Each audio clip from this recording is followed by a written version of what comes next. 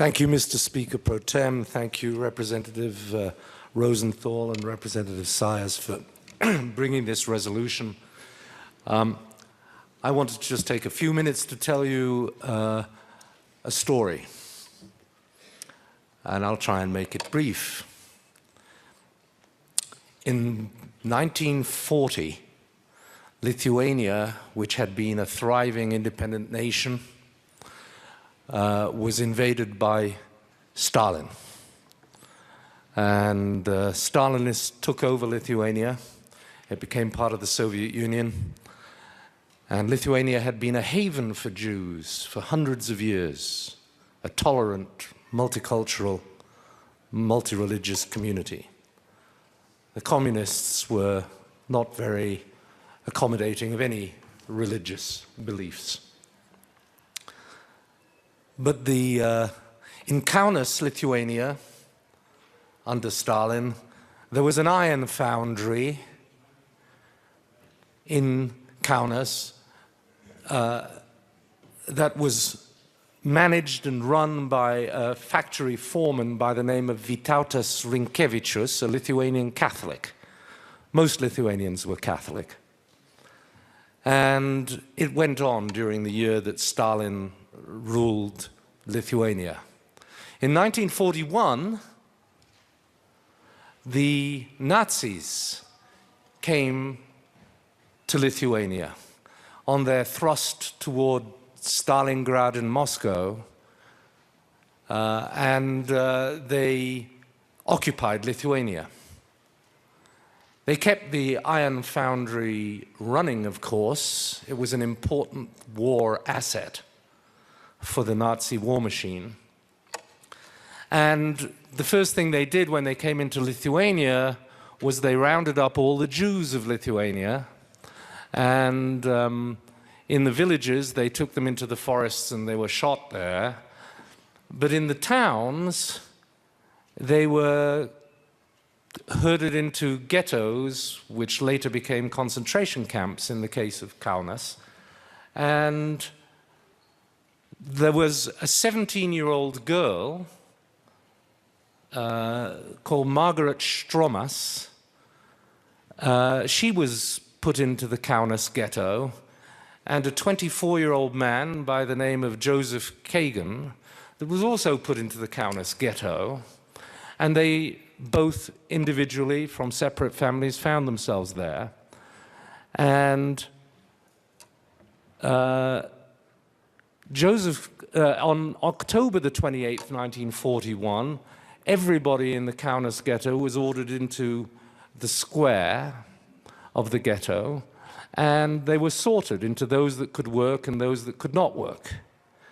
And Margaret Stromas, being 17 and healthy, was deemed able to work and survived that day. And Joseph Kagan, being deemed able to work, also survived that day. Joseph Kagan's mother was elderly, and when she came to the front of the queue to be sorted into those that could work and those that couldn't, Joseph Kagan said of his mother in fluent Hauptdeutsch, perfect German, to the guard, "Oh, you don't know how strong she is. This is a very strong woman." And the guard was so struck by this man's perfect German, he said, "Really? Okay." And so Joseph Kagan's mother went to the left, to life. The rest, some 9,000, were marched a few miles. Everybody saw them marched up to what was called the 9th Fort, where they were put in tunnels under the 9th Fort, and over the next 4 days they were brought out 100 at a time and shot. And those in the ghetto could hear these shootings going on for that entire 4-day period. But that was October of 1941. Ghetto life went on.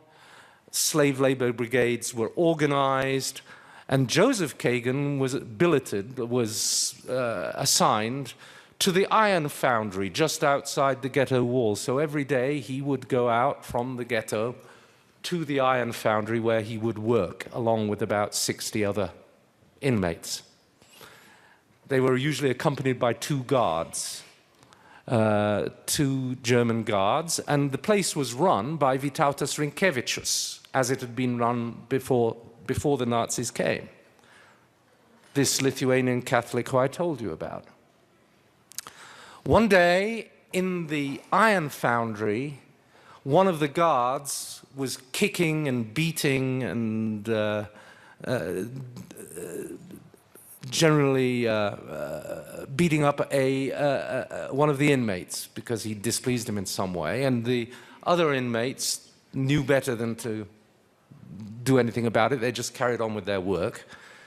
And my father was one of them, and he saw this beating being administered by this Nazi guard, and he noticed something astonishing to him, which was that the foreman of the iron foundry was looking at this beating that was going on. The man was beaten within inches of his death and was evidently repulsed, shocked, unnerved.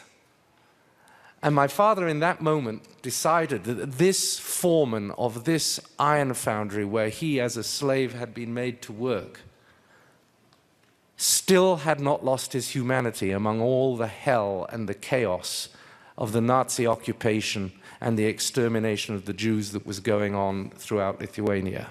This man was still capable of being shocked by a man being kicked on the ground in the head by a guard with boots on. And later he went to this foreman on another day at work and said, "I need your help. I need to escape. You know that I will never survive this ghetto, and I need your help. And now that you know, you have to turn me in, or you could help me." And the man, Vytautas Rinkevičius, I'll ask Ron to display that picture.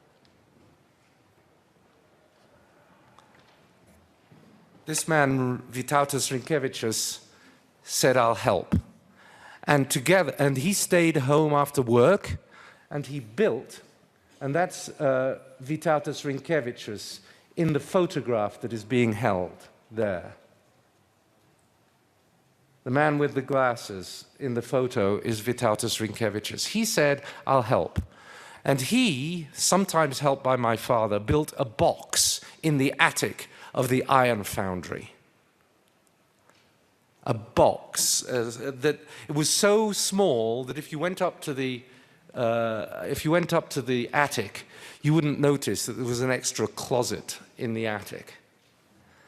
And my father, meanwhile, had met my mother and had said to her, and his mother was in the ghetto with them, and my father had met my mother and said to my mother, "Margaret, we should escape, we should get married, we should escape, we should go into a hiding place which I've organized, and we should survive. Or you can not marry me, stay here and perish at the hands of the Nazis." And my father always used to say she decided it was better to marry me than perish at the hands of the Nazis, and years later she was never sure whether she made the right decision. But she did make that decision. They married with a rabbi in the ghetto, and the ghetto became a concentration camp. That meant a change of administration. The Gestapo took over, and things became even worse than they had been when it was a ghetto. Meanwhile, my mother and father, my mother is on the left, as you look at that picture. My father is on the right. Vytautas Rinkevičius, who saved their lives, is in the picture, and Vytautas's daughter is holding the picture between my mom and my dad. Vytautas Rinkevičius, my mom, my dad, and my father's mother moved into the box. And every day, Vytautas came, gave them a secret knock to tell them if the coast was clear and if things were all right, to bring them news, to tell them how the war was going, because their plan was to wait until the war ended in hiding, which is what they did. And Vytautas Rinkevičius was stealing food from, not stealing, but taking food from his family larder, and didn't tell his wife why. And he was staying late and coming and visiting my mom and my dad and my grandma, and not telling his wife why. And she started to suspect he was having an affair. And when she confronted him, he fessed up and said, "I'm harboring 3 Jews in the attic where I work." And she said, "You're mad, you'll have us all killed when they find out. All of us, me, you, our daughter." And he said, "I know, but what can we do?" And she joined the plot and started coming to visit as well. These were 2 Lithuanian Catholics who hardly knew. She never knew. And Vytautas only knew my father because he was one of the inmates working in the factory he was running. 2 Lithuanian Catholic people who risked their lives day in, day out for 9 months just to save 3 people's lives that they didn't know. And so I wanted to tell you that story because it is a testament to how good people can be. And the Holocaust brought out the very worst in human nature. It showed how evil we can be. But it also showed how very beautiful is human nature as well, and how good people can be. Self-sacrificing, heroic, courageous. My parents owe their lives to that man.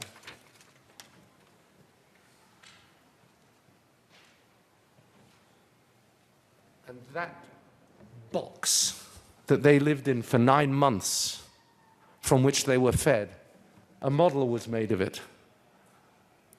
And that is an absolutely to scale model with the 3, my father, mother, and grandmother, to give you some idea of the scale of their hiding place for 9 months. That they survived, that I was ever born, was all thanks to Vytautas Rinkevičius.